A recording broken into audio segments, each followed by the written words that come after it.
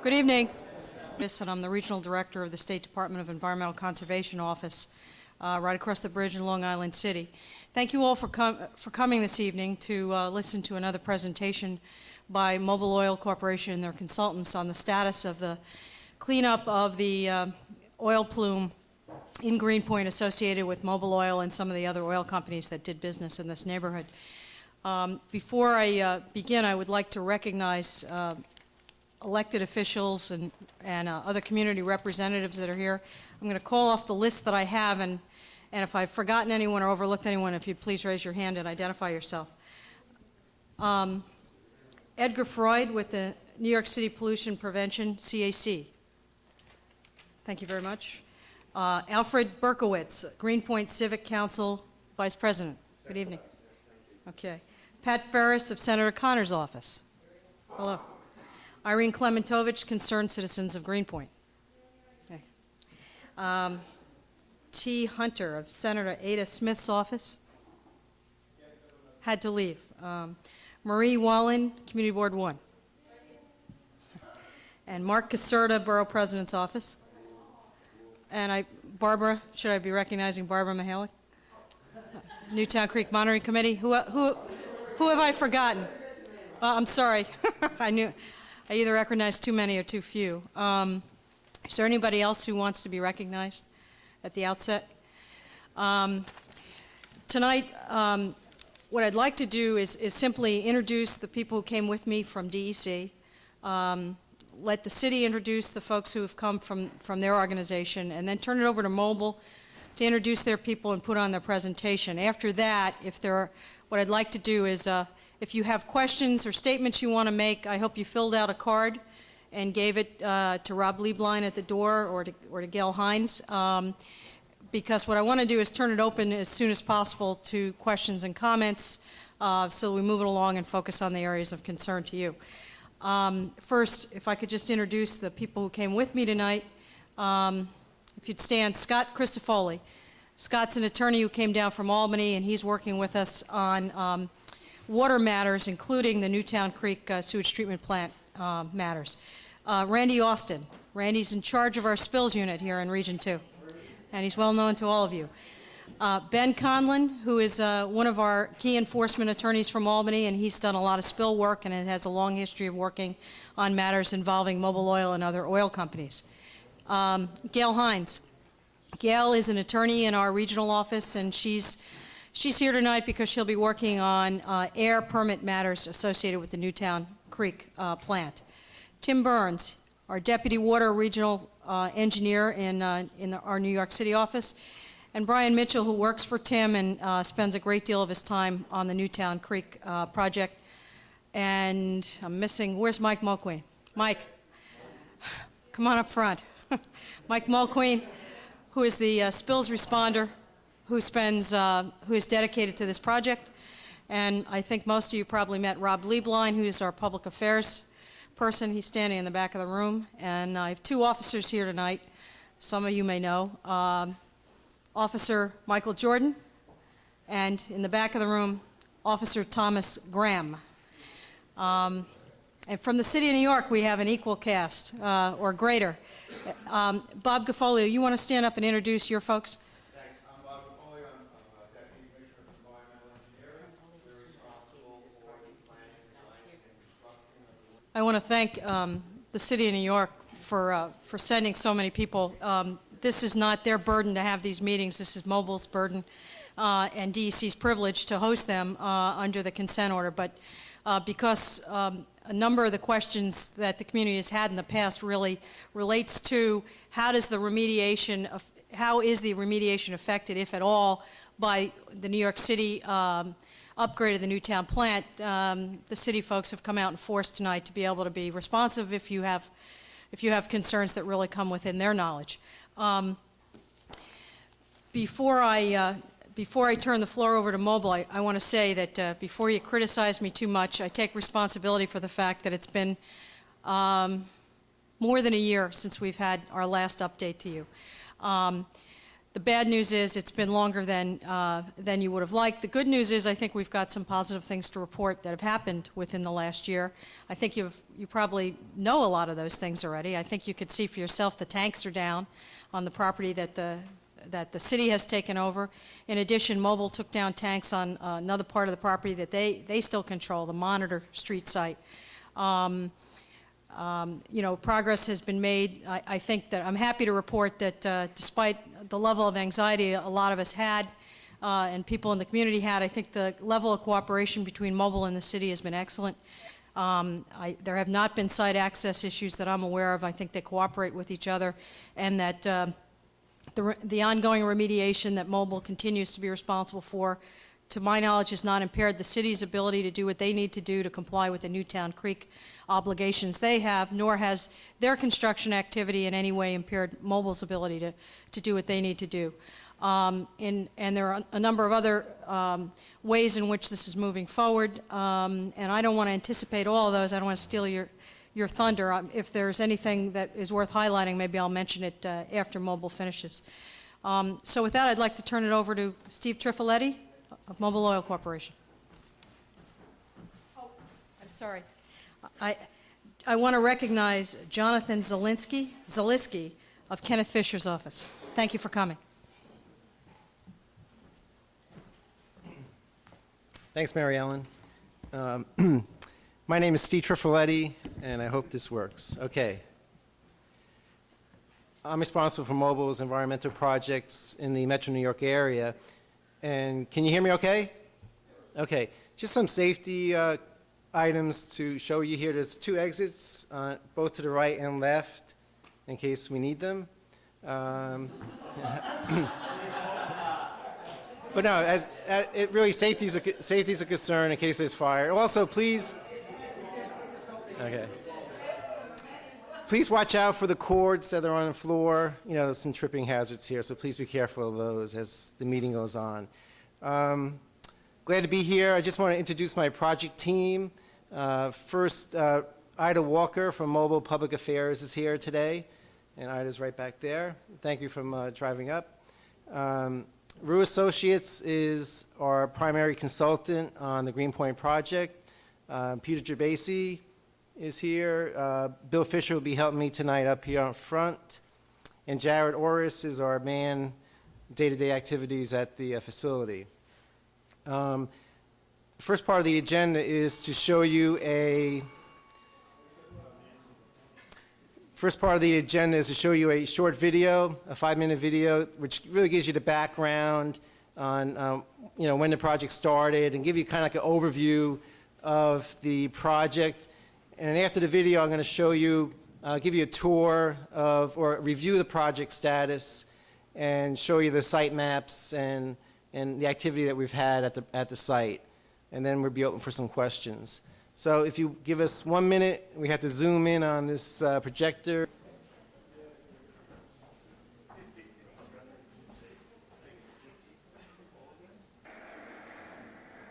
We're going to take a second to zoom it in, and we'll be all set.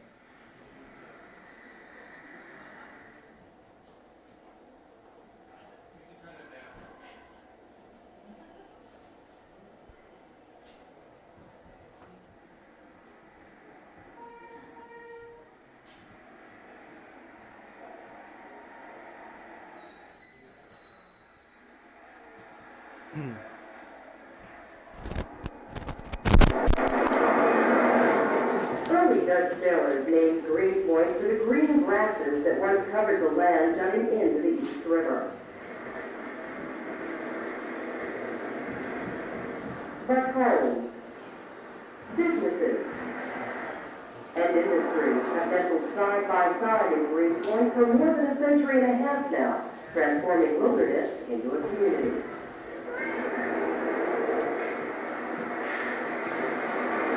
There's the big Continental Ironworks there, building ships. In fact, they built the Monitor here from the Civil War. The shipbuilding created a lot of jobs. That's why all the immigrants came here. Greenpoint became half industry and half residential.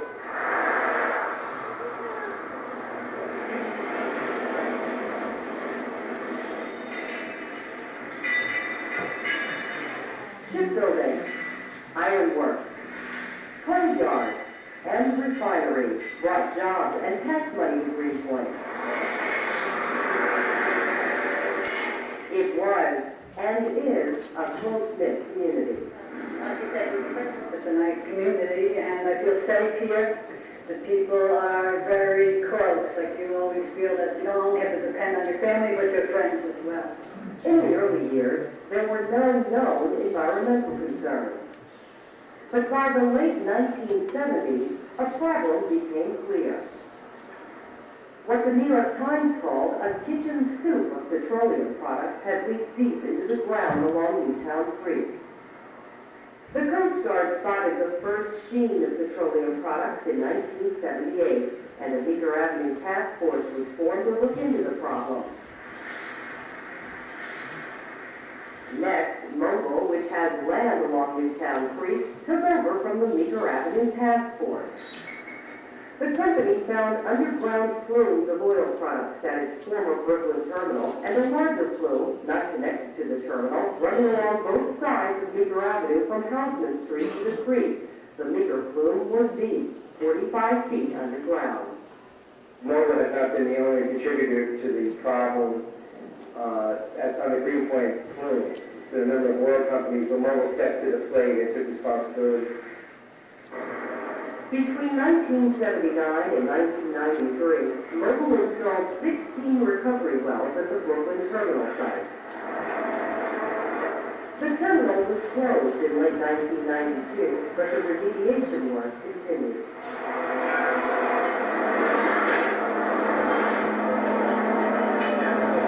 While other companies were involved, Mobil agreed to take responsibility for the Meeker Avenue site and reached a cleanup agreement with the New York Department of Environmental Conservation on June 22, 1990.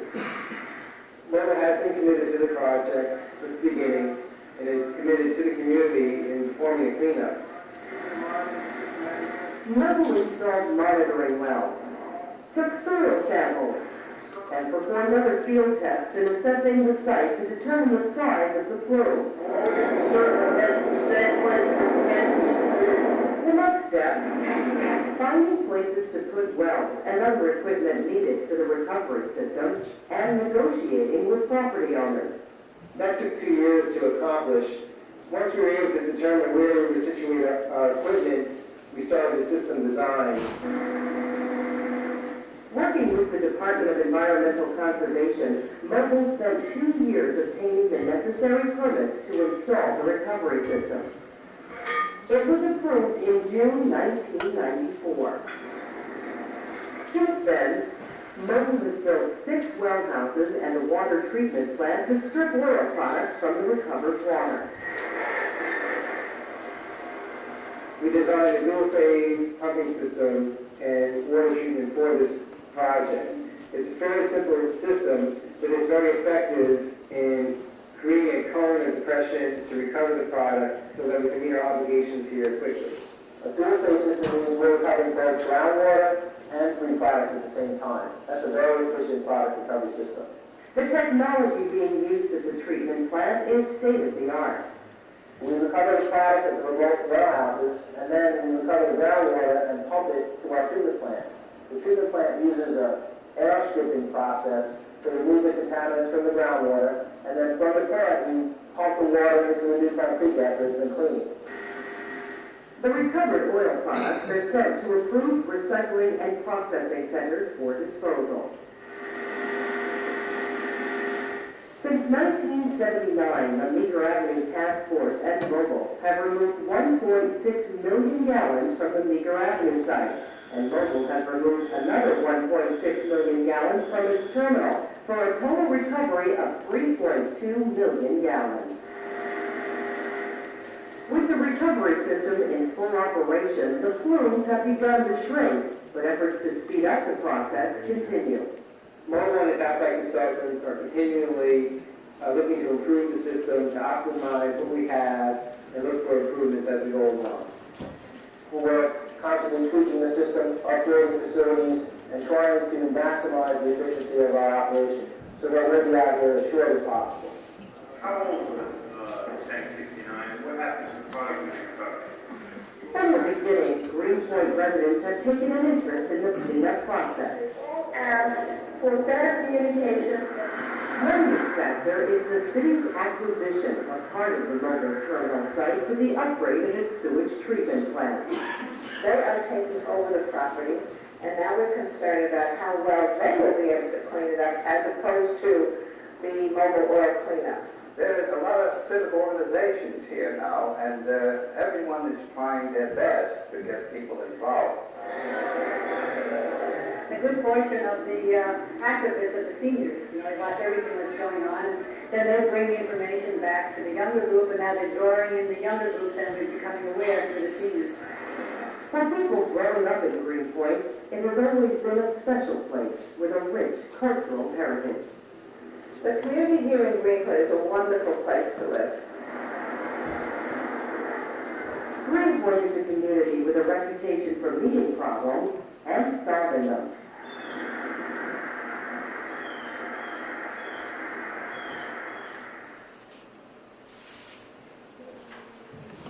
Lights, please.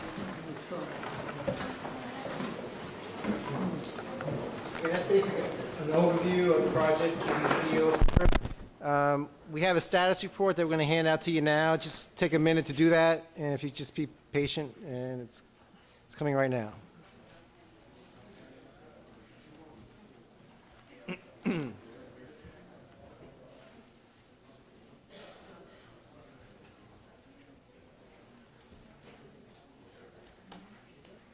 If you could turn to page 1 of the handout. Again, as discussed in the video, this project started back in 1978 with the U.S. Coast Guard discovering some product on Newtown Creek. After that, the Meeker Avenue Task Force was developed, and it was a combination of different agencies, oil companies, and their basic goal was to study the problem and determine the course of action. And the task force was in operation from 1978 to 1989. Tonight we're going to talk about, we're going to reference Mobil On-Site, which is where the former terminal is located. And then also we refer off-site as the Greenpoint project. If you remember in the video, there was a yellow plume on the off-site and a blue plume for the former Mobil terminal. So in the Brooklyn Terminal on-site project started back in 1978. Investigations were performed by Mobil, recovery wells installed, a consent order was signed that outlines our corrective action work, and right now we're on an ongoing operation and maintenance activity at the terminal. Page 2, please turn to that. Again, the off-site project is the Greenpoint project. We signed a consent order with the DEC back in June of 1990. It outlined the investigation work to be performed, the site delineation work, and the recovery operations that we're performing now. Some more detail on what was involved with the Greenpoint off-site project. We started the design back in 1990. The permits were submitted and started back in October 1992. We bid out the project in 1993. It was approved, the system design was approved by the city agency and state agencies in 1994.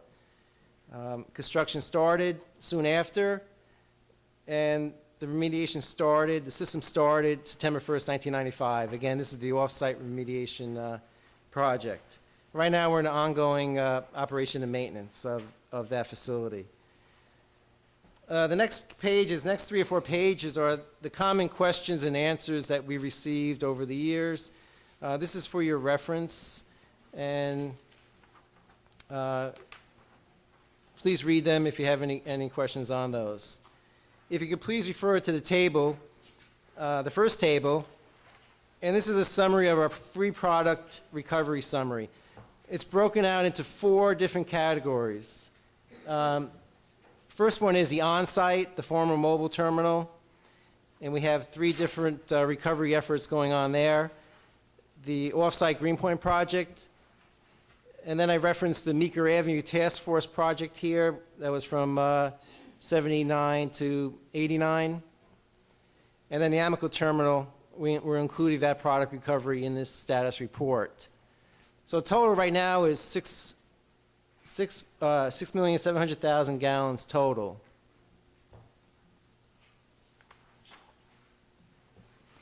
Okay, give you a little tour of the facility.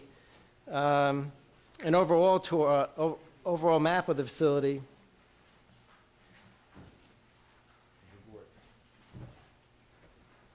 Here's former terminal and the book. Please refer to your first figure in the book. Former terminal area is highlighted. Put the Amico Terminal for reference in there.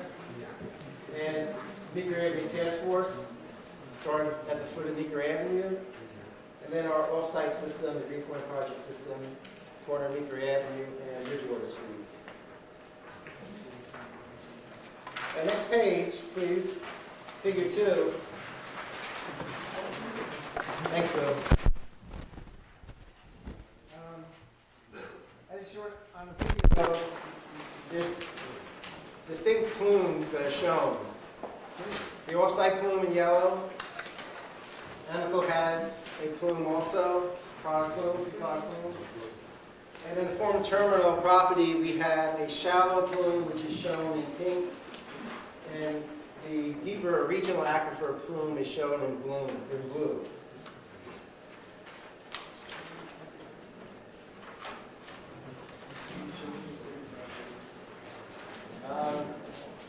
Yeah, there's more maps I'll show this. Okay, next map, next figure, please.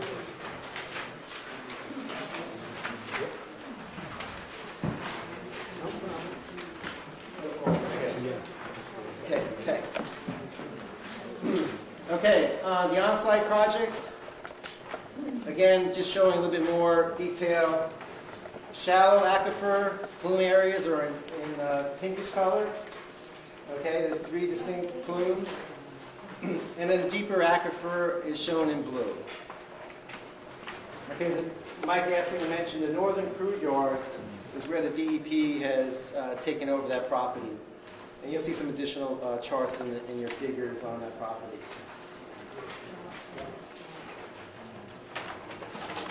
Okay, next figure, again, more detail of the on-site system. And basically what this map shows is how the system works. We outline the plumes and in respect to the recovery wells. Okay, so we have influence on these plumes. Again, some of the detail in here is showing you where our water treatment system is and how it's all interconnected.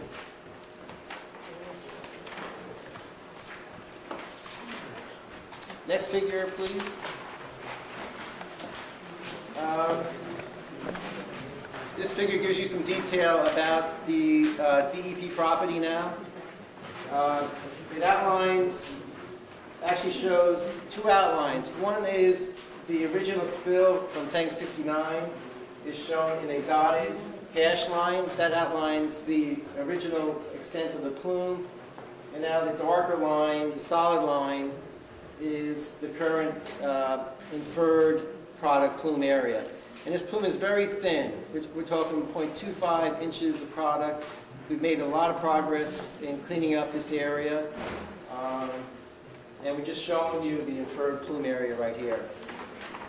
The cross-section down below, it just slices through the earth, okay?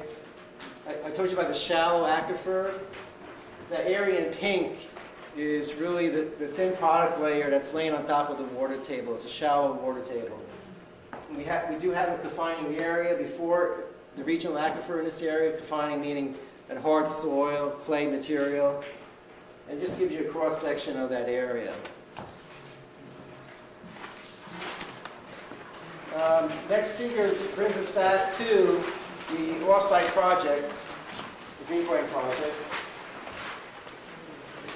Again, we show the outline of the plume area, and then our recovery system is shown.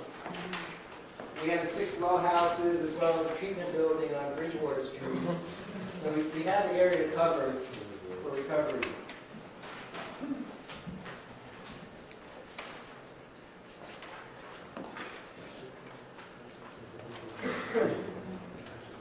Next figure.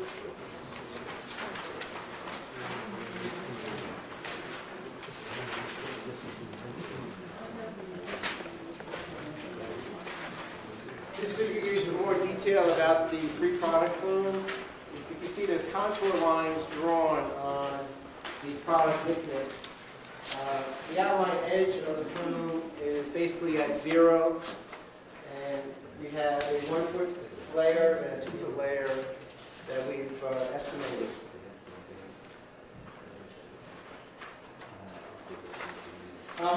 Next figure.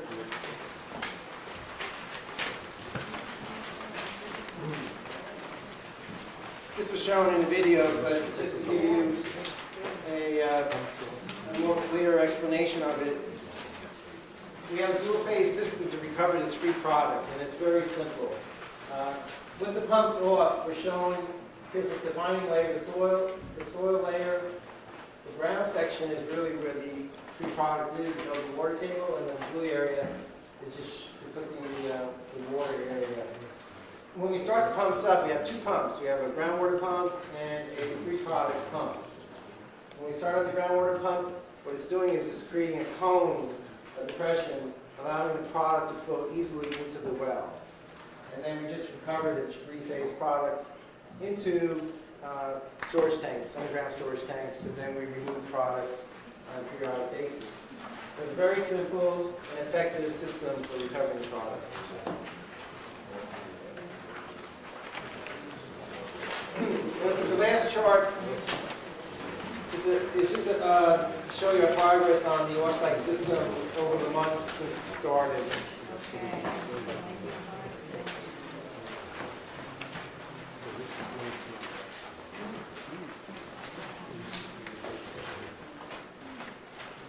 That's a basic review of the project, free information and a tour of the facility. And open for any questions. I know there were some cards filled out ahead of time, and if anybody has questions, do we have the cards? See them, they're above ground tanks, all New York City Fire Department approved.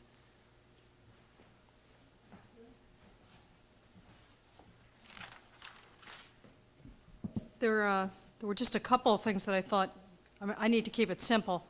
I get lost in all the wells and points. The thing that I took away, apart from the tank removal, the things that have occurred in the last year is between the amount of oil that Amoco is still pumping, which was 800,000 gallons over the last year, and what Mobil has pumped in the last year, we've had an extra 1.3 million or more gallons of oil recovered just since the last meeting we've had, bringing us to total product recovery of about 6.4 million gallons. The other thing is, I don't know if this was mentioned in your presentation, Steve, but one of the things that's happened recently is and we talked about this last year, there had been some seepage points into where oil was seeping into the Newtown Creek. One of those is completely abated. The second one required Mobil to get access to property owned or controlled by a company by the name of Peerless, which required some legal negotiations. And I'm informed that Peerless has provided the necessary access to the property, and that Mobil will be sometime in the very near future installing interceptor wells to capture whatever seepage may remain at that particular point. If there are questions about that, I guess Mobil could respond to those.